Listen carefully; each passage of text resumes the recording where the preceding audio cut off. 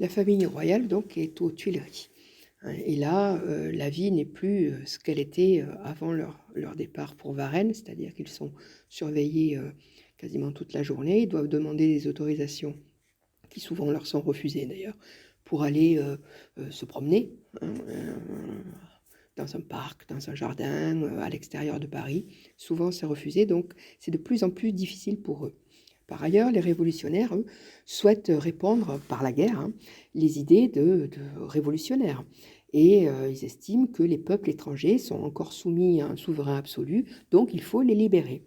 Et la guerre donc est donc déclarée contre l'Empire d'Autriche et son allié, donc, qui est la Prusse, l'actuelle Allemagne.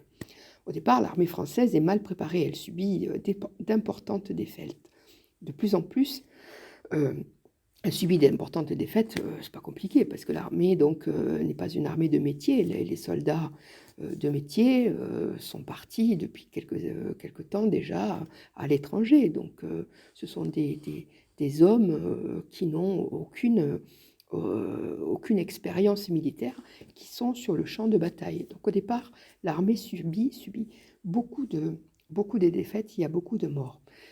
D'ailleurs, à Strasbourg, il y a un monsieur qui s'appelle Rouget de Lille qui, pour encourager, pour aider les soldats à aller sur le champ de bataille et leur donner de la force et du courage, a écrit une chanson en l'honneur des soldats originaires de Marseille. Et cette chanson, ben, vous la connaissez, hein, c'est devenu notre hymne national, c'est donc la Marseillaise.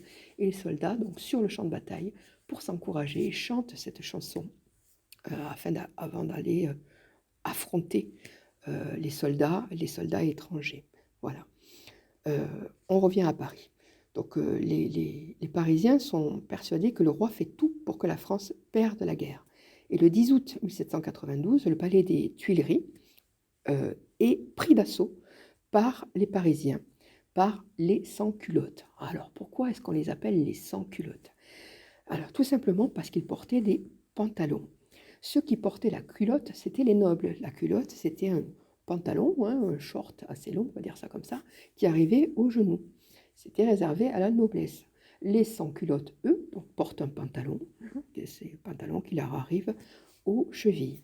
Donc les Tuileries sont pris d'assaut par les sans-culottes. Il y a des soldats qui protègent le roi, qui sont tués. Et le roi quitte le château, le palais des Tuileries avec sa famille et va se réfugier à l'Assemblée nationale où il demande la protection des députés. Comme protection, ça ne va pas être bien compliqué, c'est directement la prison. On va emprisonner le roi et la famille royale à la prison du Temple. Alors, cette prison n'existe plus, mais elle est face à la mairie je crois que c'est le 3e arrondissement, au métro Temple.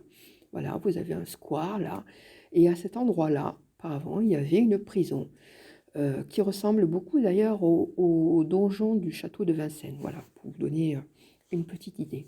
Donc là, ils sont emprisonnés là. Au départ, les conditions de détention sont relativement clémentes, hein. Ils sont tous logés ensemble. Bon, évidemment, ce ne sont pas des meubles luxueux, mais on fait attention à eux. Et progressivement, les conditions de détention vont se durcir. C'est-à-dire qu'on va leur interdire d'aller se promener dans le jardin de la prison.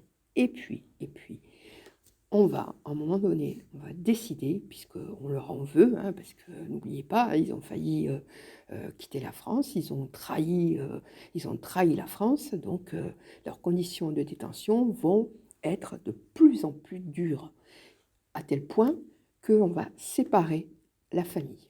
On va mettre d'un côté le roi et son fils, et de l'autre côté, la reine, sa fille, et la sœur du roi, ce qu'on appelait Madame Élisabeth. Voilà, donc les conditions vont se durcir. Pendant ce temps, en même temps plutôt, dans le même temps, les révolutionnaires ont décidé qu'il fallait juger le roi. Donc, il va bientôt subir un procès. Il va être jugé parce qu'on estime, qu'il a trahi la France. Voilà. Donc, pour l'instant, on s'arrête là. Je vais vous dire le petit résumé et ensuite je continuerai sur la Révolution. Alors, voilà le petit résumé. Louis XVI accepte mal durant 2 ans. Alors, pardon, j'ai oublié. Vous écrivez 1790, 1792. Voilà, ça c'est la suite. Je reprends. Louis XVI accepte mal, durant 2 ans, tous les changements survenus. Point. Il tente, avec sa famille, de s'enfuir à l'étranger le 20 juin 1791. Vous me soulignez cette date. Il sera reconnu à Varennes. Point. Varennes, ça s'écrit V-A-R-E-2-N-E-S. Vous soulignez Varennes. Ça, c'est très important. Point. À la ligne. La guerre est déclarée contre l'Autriche, avec un A majuscule, et la Prusse. Point.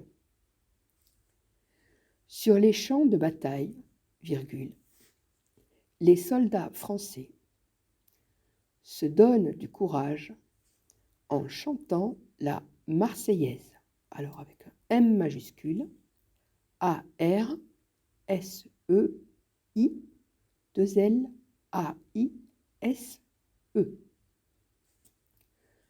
Le roi, alors point 1, à la ligne.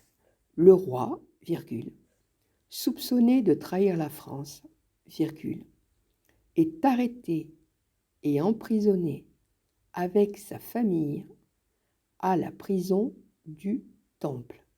Point. C'est la fin de la monarchie. Point. Je m'arrête là.